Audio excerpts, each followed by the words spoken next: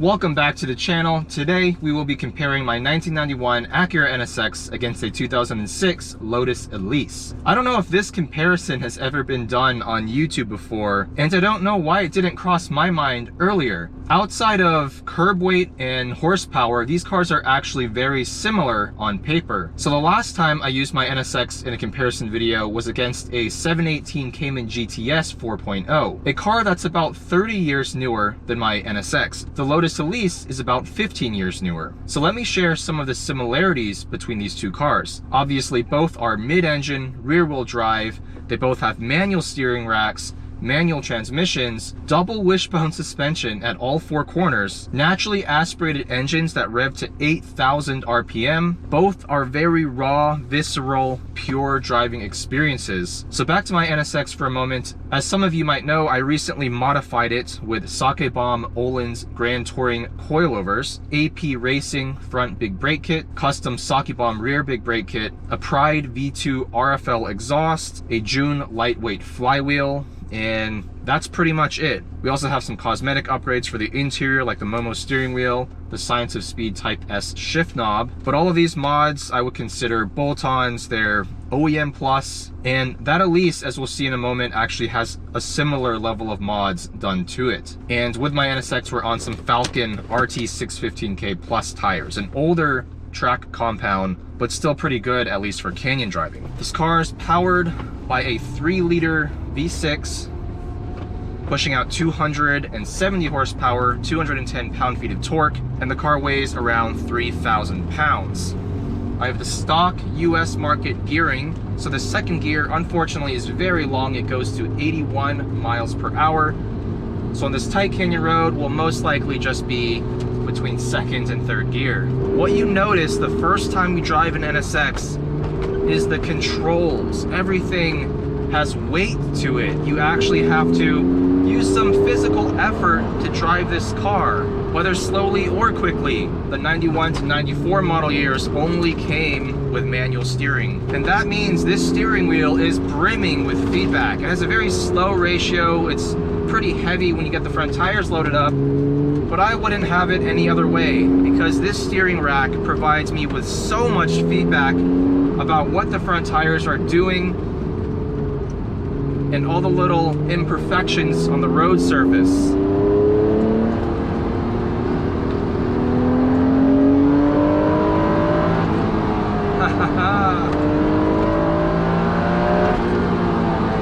There's that VTEC V6 howling all the way to 8,000 RPM. The VTEC crossover happens at 5,000, but you don't actually feel it with this engine. It's not like later VTEC engines where there's a very pronounced dip in torque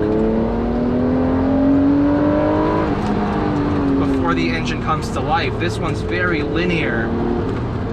We have one of the best manual transmissions in the world outside of the gear ratios. To this date, I still haven't driven an OEM shifter that feels as good as the original NSX shifter. Obviously the S2000 shifter is fantastic as well, but it has a different shift quality to it. This one feels a lot more solid. Some Porsche GT cars come close with their manuals, but not quite as good as the NSX in my opinion. Foggy day up here in Northern California. Good thing we have these pretty much useless pop-up headlights nowadays.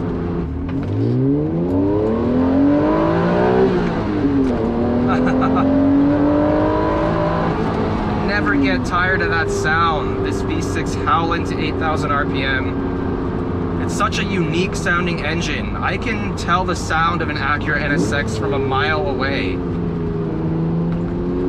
And from inside the car, there's so much pure induction note.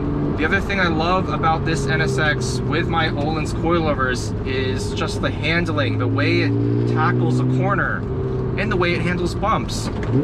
These Ohlins dampers are just so well-rounded, so good for street driving as well as canyon work. And compared to the stock floaty suspension, I mean, I'm able to attack corners with so much more confidence now. There's much better body control. The car corner's flat. but it still soaks up the bumps really well.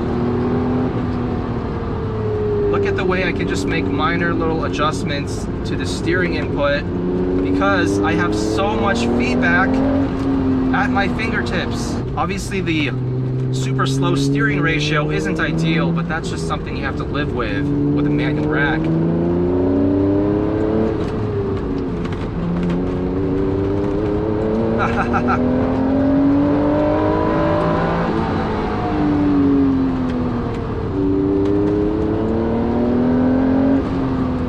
This is just driving nirvana.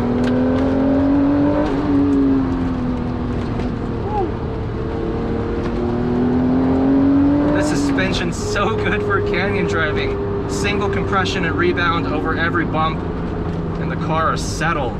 AP Racing Brakes also doing a great job at getting the car stopped. I actually disabled ABS in this car, but I actually don't really think you need it. Not when you have a grippy front tire, tons of steering feel to tell you when the front tires are locking up. And obviously this AP Racing kit with Ferodo DS2500 pads that give me plenty of modulation in that brake pedal. This car is raw. This car doesn't really have any driving aids for the most part. And yet, it allows me to drive the car hard and confidently. It's super easy to heel toe. Now, outside of the steering being heavy, the throttle pedal is also very heavy. You really have to squeeze that pedal coming out of corners. And the long throttle pedal travel means that, similar to the steering rack with its slow ratio, you have very fine control of what the engine is doing. It is the furthest thing from an on-off switch. A lot of modern cars with drive-by-wire will have some sort of sport mode or sport plus or even track or race mode. And more often than not, when you put it in those modes, the throttle pedal becomes an on-off switch. It's so touchy, and it might work on a racetrack, but for street driving and canyon driving, it's just way too sensitive.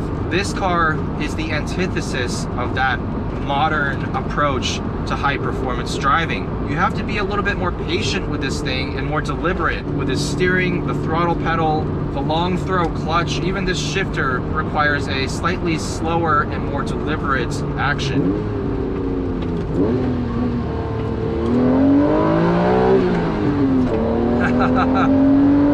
But when you get it right, it is so worth it. And once you back off, you can drive this thing around town, on the highway, even on short road trips with no problems. It's actually really comfortable. This car was designed as a GT in base model form, which kind of explains the long USDM gear ratios as well. If you're not pushing this car to the absolute limit, it's actually pretty relaxing to drive. It rides well. There's not much wind noise, even by modern car standards. There is a little bit of NVH, obviously, but nothing that I would categorize as harsh or unlivable. And that's one of the beauties of the NSX that I don't think is talked about all that often, especially nowadays. It's just the overall GT nature of this car. In some ways, it does have a dual personality. You can drive it hard and enjoy it at the limit, assuming you put the right aftermarket parts on it to address the OEM shortcomings, or you can just cruise around and use it as a weekend GT car or your daily driver. But that being said, do the GT capabilities of this car detract from the overall fun factor when you are pushing the car harder? To answer that question, we're gonna have to hop into the 2006 Lotus Elise, because that car, while it takes a lot of the same basic components, it uses them in a very different way. But does it actually make it more enjoyable to drive? That's what we're gonna find out. All right, we're now in the 2006 Lotus Elise. I've driven this car before in a comparison against a Porsche Cayman R, and I enjoyed it so much that I figured, why not? Let's bring it back out and really put my NSX to the test against one of the, in my opinion, greatest driver's cars of all time. Now, since I last drove this car, Christian, the owner, has done a couple more mods to it. This still has the Racetech SCCA shocks on OEM springs, Inokinetic shift cables, but Christian has added an upgraded engine mount insert, which he said improved the shift feel even more, and he's added the Inokinetic tune, which lowers the VVTi crossover from 6,200 RPM down to 5,500. So like I mentioned before, this car has double wishbone suspension at all four corners, a manual steering rack, manual transmission, open differential, whereas my NSX has a limited slip differential, and this 1.8 liter inline-4 2ZZ engine from Toyota revs out to well over 8,000 RPM. It makes 190 horsepower and 138 pound-feet of torque when stock, but Christian mentioned that the tune is supposedly raising that number up by around 10 to 12%. At 1,984 pounds of curb weight, this is, if I can do my math here, 1,026 pounds lighter than the claimed curb weight of the NSX. That's the number that makes all the difference in the driving dynamics. Now the thing with this manual steering rack is that even though it is heavier than any power steering, obviously, it's still much lighter than the rack in the NSX. Lotus can get away with giving it a much quicker steering ratio.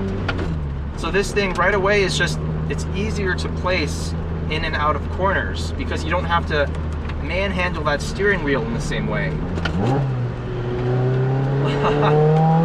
The very first downshift, and my ears are already filled with that amazing induction sound of the 2ZZ motor.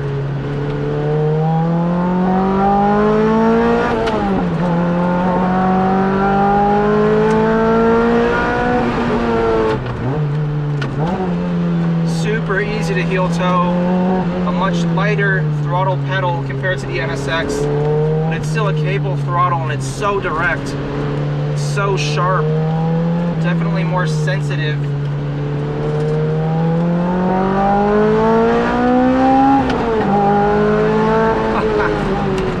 That sound is just intoxicating.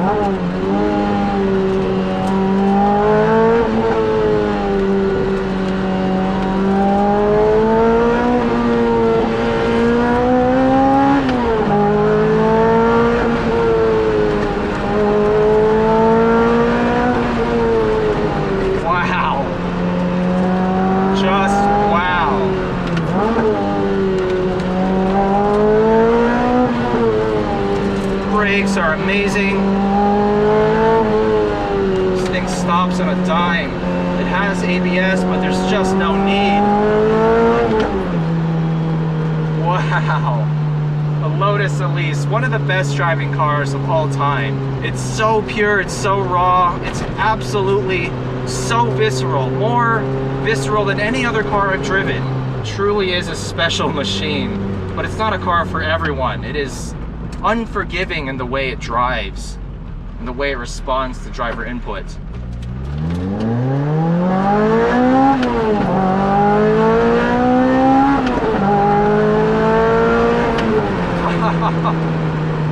Really nice and short gearing, so the engine always stays in its power band. In this case, from 5,500 RPM up to around 8,500. The steering has tons of feel, but it's also light. The car is easy to maneuver. The NSX feels like a real handful mid-corner because the steering just loads up and it gets so heavy. You have to use so much lock. This car has no more weight than your average hydraulic steering rack from the era. Tons of mid-corner grip. Christian has added some Advan RZII wheels, same wheels found on my NSX, although this is a newer design, and he has 205 section width front, 225 section width rear Advan tires. They're only a 300 tread wear, but the increased tire width really helps this car feel a lot more neutral on corner entry, as I'll demonstrate right here.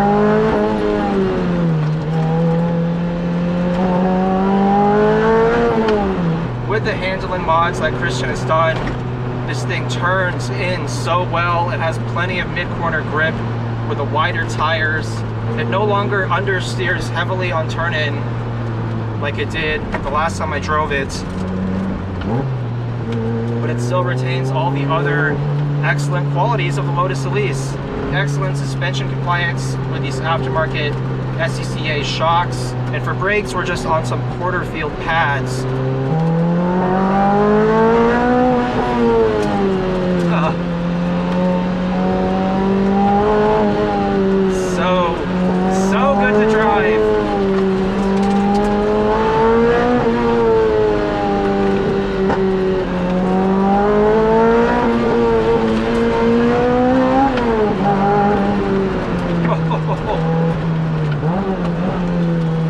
this shifter has definitely been vastly improved over the stock shifter using these Inokinetic upgraded cables in the engine mount insert. Definitely feels a lot more slick. Oh, my band-aid came off here. That's kind of gross. The shifter definitely feels a lot more mechanical, and the engagement is a lot more positive and less vague. But that 3-2 downshift is still pretty tricky. It's easy to miss that second gear gate. I don't have that problem with the NSX.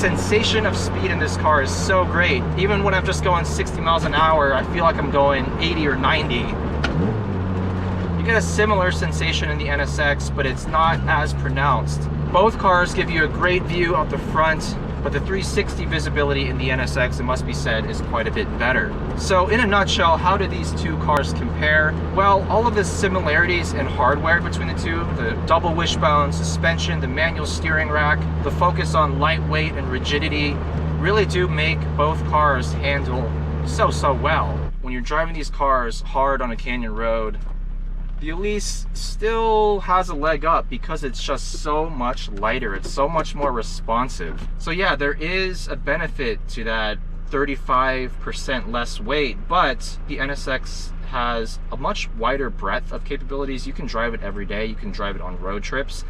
And to me, that's what makes the difference. That's why I'm planning on keeping my NSX for a long time. As I get older and less tolerant of harsh ride quality and NVH and squeaks and rattles, the NSX will still feel like a car that can fit my needs, I guess, as an old man. At least that's the hope.